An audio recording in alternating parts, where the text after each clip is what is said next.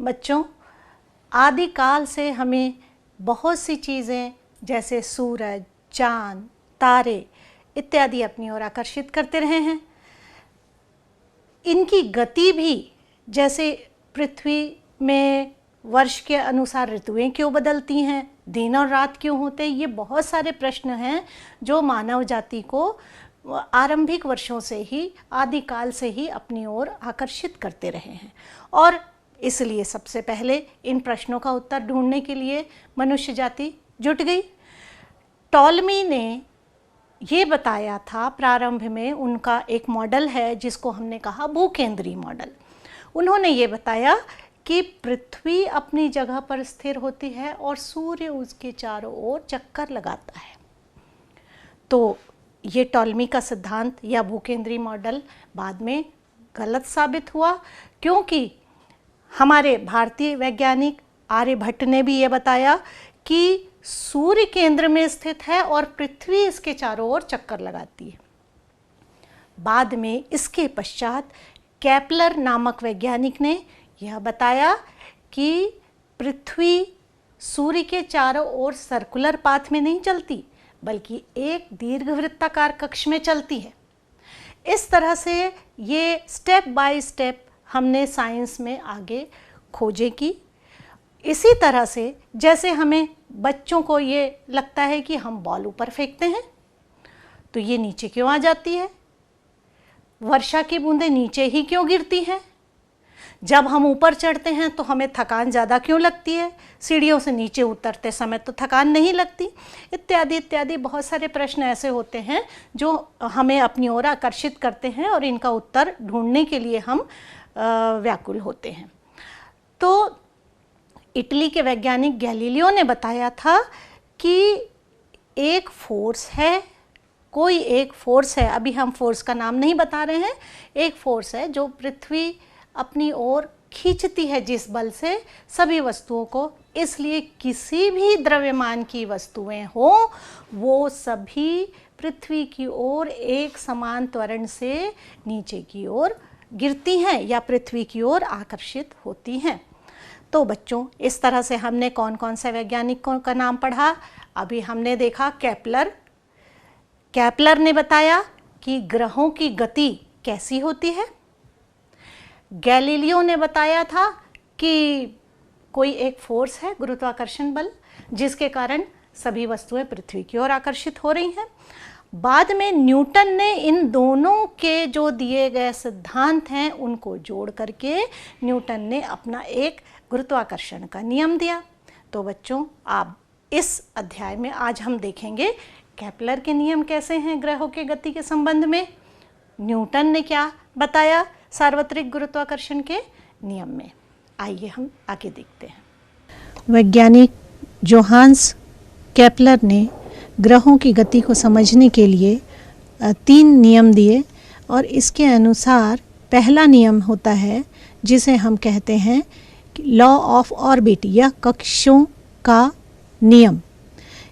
इस नियम के अनुसार सूर्य के चारों ओर सभी ग्रह एलिप्टिकल पाथ में गति करते हैं। इसके पूर्व जो सिद्धांत सर्वमान्य था वो कोपरनिकस का सिद्धांत था और कोपरनिकस के सिद्धांत के अनुसार सभी ग्रह सूर्य के चारों ओर वृत्ताकार पथ पर गति करते थे। किंतु अब केपलर ने बताया कि ग्रह सूर्य के चारों ओर दीर्घवृत्ताकार पथ पर गति करते हैं। जैसा कि हम जानते हैं कि दीर्घवृत्त के 2 फोकस होते हैं जिनको 2 फोकाई हम कहते हैं। चित्र में आप देख रहे हैं F1 और F2 2 फोकाई हैं और यह एक एलिप्स की आकृति आपके समक्ष दिख रही है।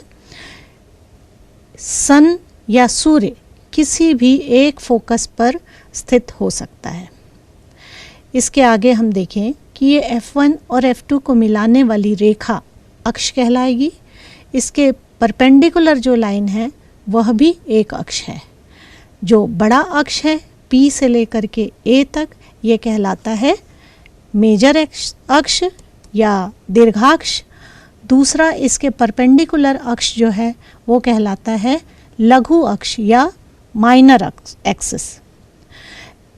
तो O से लेकर के P तक का जो डिस्टेंस है वो half of the major axis है, जिसको हम A से डिनोट करते हैं, और O से उसके लंबवत दूरी जो है वो माइनर एक्सिस का हाफ जो होता है वो कहलाता है semi minor axis. Major axis का हाफ डिस्टेंस कहलाता है सेमी मेजर एक्सिस। तो इस तरह से ये हमने देखा फर्स्ट लॉ है कक्षों का नियम, और इसके अनुसार सभी ग्रह सूर्य के चारों ओर दीर्घवृत्ताकार कक्ष पर गति करते हैं और सूर्य इनमें से किसी भी एक फोकाई पर स्थित हो सकता है। दूसरा नियम है क्षेत्र का नियम, लॉ ऑफ एरियाज। केपलर के ग्रहीय गति के दूसरे नियम के अनुसार ग्रह को सूर्य से मिलाने वाली रेखा समान समय में समान क्षेत्रफल तय करती है, अर्थात del A upon del T equal to a constant. यहाँ पर आप देखेंगे कि सूर्य से प्लैनेट को मिलाने वाली लाइन जो है वो प्लैनेट का मान लीजिए पोजीशन वेक्टर है। प्लैनेट लगातार मूव कर रहा है, मूव करते करते ये जो प्लैनेट का पोजीशन वेक्टर है वह आगे बढ़ता है। मान लीजिए टी टाइम में इसने ये ग्रीन शेडेड एरिया आपको दिखाई दे रहा है, ये इतना इसने एरिया स्वीप किया।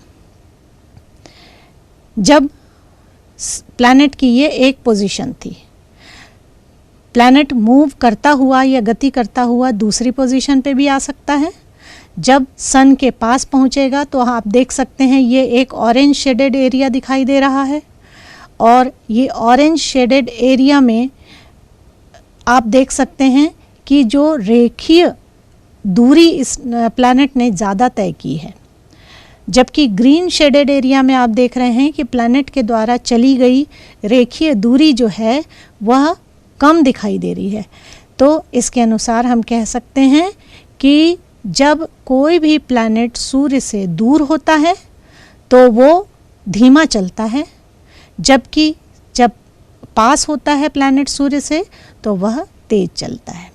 इसके बाद है लॉ ऑफ पीरियड या परिक्रमण काल का नियम। आप जानते हैं कि सूर्य के चारों ओर एक चक्कर लगाने में जो समय लगता है उसे हम परिक्रमण काल या टाइम पीरियड कहते हैं, और जिसको हम T से डिनोट करते हैं। तो लॉ ऑफ पीरियड के अनुसार square of the time period of revolution, अर्थात परिक्रमण काल का वर्ग सेमी मेजर एक्सिस के त्रिघात के समानुपाती होता है।